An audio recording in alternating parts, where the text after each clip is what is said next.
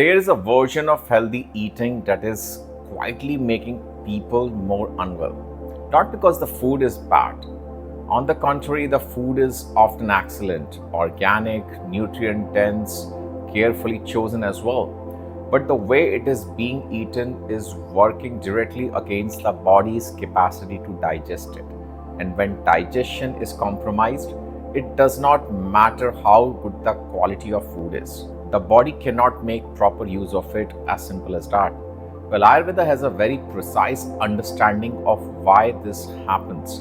And when I look at what most health conscious people eat for breakfast, the meal that sets the digestive tone for the entire day, I see the same pattern of mistakes repeated every single morning. Today, I want to name those mistakes very clearly, not to criticize anyone's effort, but because intelligent eating and healthy eating are not always the same thing, and the difference matters enormously for your digestion. Before I talk about specific habits, I need to introduce one concept because without it, the rest of what I will say will not make full sense. In Ayurveda, the central variable in digestive health is not just the food, it is Agni. Agni means the principal digestive fire. It is the body's capacity to receive food, break it down, extract what is nourishing, and clear what is not. So, when Agni is strong and well maintained, the body can digest a wide range of foods reasonably well, actually. When Agni is weaker or disturbed, even the most carefully chosen food creates problems like bloating, heaviness, incomplete digestion, accumulation of what Ayurveda calls ama, basically a metabolic waste, undigested metabolic residue which sits on your body and causes various kinds of problem. Here is why this matters so much. Agni is variable that modern nutrition most entirely ignores. Modern nutritional science focuses on the food, its composition, its macros, its micronutrients, its glycemic index. Well, all of this assumes a baseline digestive capacity that receives and processes food clearly. But Agni is not a constant. It fluctuates throughout the day. It is affected by sleep, by stress, by routine, by season, by age, by habit and emotional mental fluctuations. Two people can eat identical meals and have completely different digestive experiences. Not because their food is different, but because their Agni is different. This is the variable that explains why healthy eating sometimes makes people feel worse. The food was fine, the Agni was not in a state to receive it properly. And the breakfast habits I am about to describe are among the most consistent ways that modern wellness culture suppresses Agni. Let me go through specifically because I want to be precise rather than general. The first is the cold food and drink first thing in the morning. Well, the most common example is like smoothie or cold pressed juice, cold liquid, often straight from the refrigerator and consumed as the first thing in the morning, right? That's so unhealthy. People feel it's good, but it's not. The intention behind this is excellent, it's nutritious, it's going to hydrate me, it's also convenient, right? But Ayurveda sees something else happening here. The digestive fire at the start of the morning is at its weakest point after a night of sleep with no food since the previous evening. Agni needs to be gently rekindled, right? So, kind of, it is extinguished and cold extinguishes fire further. So, when you introduce cold liquid into the digestive system as its first input of the day, you are working directly against the body's natural digestive warming process. The system has to expand energy, bringing the cold material to body temperature before it can begin to do anything with it. And in a person whose Agni is already weak or sensitive, this can be enough to set a pattern of sluggish, uncomfortable digestion for the rest of the day. The second is like eat with 30 minutes of waking to kickstart your metabolism. So Ayurveda has a different understanding. The body needs time to transition out of sleep, to complete its overnight clearing and I would say reorienting processes before it receives food. So eating immediately on waking before the digestive system is properly activated is asking the body to do two things at once that it does not do well simultaneously. This does not mean waiting for hours. It means giving the body 20 to 30 minutes, probably a glass of warm water, some gentle movement, walking, time to wake properly before asking it to digest. Well, the third habit is like eating in a distracted or rushed state. Well, this is perhaps the most widespread problem I notice, and it crosses every diet type and every level of nutritional knowledge. I mean, eating while checking a phone, reviewing emails, or watching the news. I mean, this is so common. Eating in 10 minutes before leaving the house when the mind is already at work and the body is still at the table. Like that's ironic, but that's true. So Ayurveda is very clear on this, and modern neuroscience is now catching up. So digestion requires the parasympathetic nervous system. The body must be in a state of relative calm for digestive enzymes to release properly, and also it helps in gut motility to function correctly. For the absorption of nutrients to happen at full capacity, you should be in a relaxed state. So if you are in a stressed or rushed, distracted state, which is basically a sympathetic dominance, then the body cannot actually secrete those digestive juices or enzymes for the food to be digested. Food eaten in this state is incompletely digested regardless of how nutritious it is. The fourth habit is an access of raw food for a weak digestive system. Raw food has been elevated in wellness health culture as inherently superior to cooked food, which is so wrong. I mean, they give an argument that raw food has enzymes intact, nutrients are undamaged, so they have more natural, but I disagree. And these are contexts where raw food is appropriate and beneficial for certain dosha types in Ayurveda and to be eaten in a specific regimen, but not always, because Ayurveda makes an important distinction. Raw foods requires a considerably more digestive effort to break down than cooked food. For a person with strong Agni, this is not a problem, like a Pitta person. For a person with weak, depleted or sensitive Agni, like a Vata or Kapha constitution, this could be an issue. They could have chronic digestive issues. So raw food is a significant digestive problem or the burden. The system works harder, digests incompletely, and the person experiences bloating, heaviness, or discomfort after what should have been a healthy meal. So if you cannot digest, it makes no sense. Whereas cooked food, particularly warm, lightly spiced, easily digestible, is more intelligent for these bodies, especially Vata and Kapha types. Not because cooked food is superior in absolute terms, but because it meets the digestive system where it actually is rather than where it wants to be. Well, the fifth habit is replacing breakfast with coffee.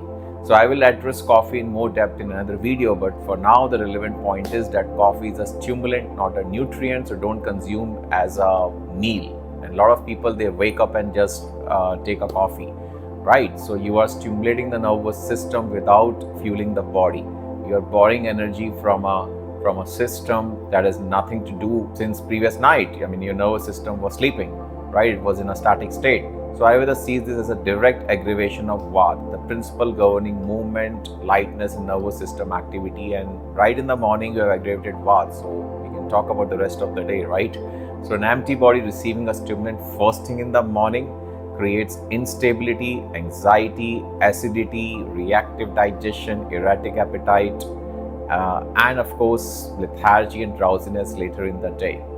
Okay, and over time, if you keep continuing with this habit, it depletes Agni by repeatedly stimulating without nourishing. So stimulation should come from your nourishment. Your body should draw energy naturally from your digested food. You don't have to use stimulants for stimulation. Well, I want to give you something practical here because I'm not just pointing at what is wrong. I want to offer a clear alternative. Here is what Ayurveda would recommend for a morning meal, and more importantly, here the question is why.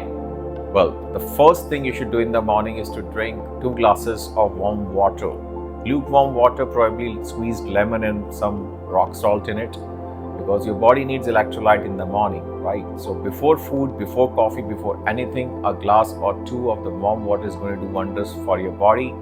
This gently kindles the digestive fire and prepares your digestive system for the rest of the day. It also helps in kind of doing the cleansing process, which is so absolutely needed in the morning. Second is the warm, lightly cooked, easy to digest food as the first meal, which is conducive as per your dosha time and as per your diet.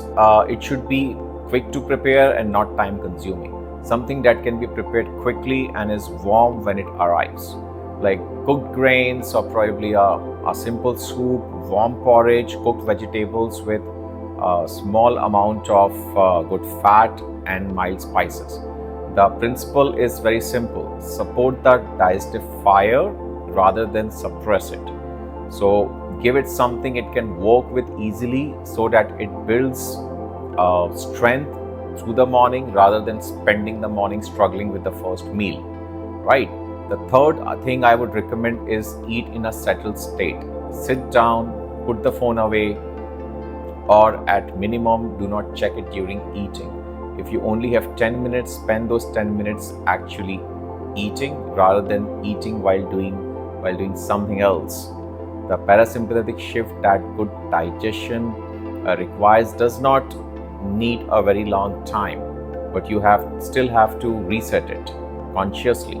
It needs genuine presence, and 5 minutes of eating with attention is more digestively effective than 20 minutes of eating while distracted. The fourth habit you should cultivate is eat at consistent time. The digestive system is rhythm dependent. When meals happen at roughly the same time each day, the body begins to prepare for digestion in advance. Enzymes start releasing on time, gastric movement activates, the system is ready. So now the food can be received properly. When meal timing is irregular, this preparation does not happen and the system is always playing catching up sort of thing, Consistency of meal timing is one of the simplest and most undervalued digestive interventions available, but it's easy to implement if you commit yourself for that. So I want to address something directly because I know this question arises all the time. I'm not saying that smoothies are dangerous or that raw food is bad. So don't get me wrong here. Or probably that coffee is poison. I'm saying something more specific than that. If your digestion is already weak, if you probably experience bloating, heaviness, irregular bowel movements, reflex erratic energy after meals, or in general indigestion symptoms, or probably chronic gut conditions like IBS. So I work with all these kind of patients. Then probably the clear message for you is that your breakfast habits deserve scrutiny. Not because the food is wrong in absolute terms, but because it may be wrong for your current digestive state. The Ayurvedic principle here is not about the food in isolation. It is about the match between the food and the digestive capacity which is receiving it. Okay, so a strong, well-matured Agni can handle a cold smoothie. It can also handle cold raw salads taken out of refrigerator. But if your Agni is depleted and disturbed, which is known as Mandagini, then the same food can actually make you sick. It can burden you. Not because the food is responsible, but because of the state of the system receiving it is not appropriately prepared, or is healthy enough, or is strong enough to digest it. So the goal is not to eat less healthy. The goal is to eat more intelligently, to ask not just the question that is this food appropriate for my body's current capacity to receive and digest it, but asking a more sophisticated but simple question that whether I can digest it. So in my experience, the second question matters more than the first one, because if you fix your digestive ability, probably you can also digest the food which is slightly less compatible to your system, although you should avoid it, because why would you like to put something in your system which you are not designed to work with? And honestly, in my experience, it is this question when you ask, like questioning your digestive ability before the foods that you are putting on your table, is something that actually moves the needle for people with chronic digestive complaints. So Ayurveda's contribution to digestive health is not a list of superfoods or Ayurvedic detox protocol. Of course, it has its own place in diet management and a lot of other things in treatments as well. It is a way of reading the body's digestive state with precision and matching the food, the timing, and the conditions of eating to what the body can actually work with. So if you have been eating well for a long time and your digestion still gives you trouble, well, that mismatch between what you are putting in and what your body can receive is worth examining properly. So if you want to understand your specific digestive pattern and what you actually support it, that is exactly my consultations are designed for people, right? The link is in the description. I will see you in the next video. If you liked it, then do not forget to like and share, and also subscribe my channel so that you can get notifications whenever I drop a new video. So namaste. I'll see you in the next one.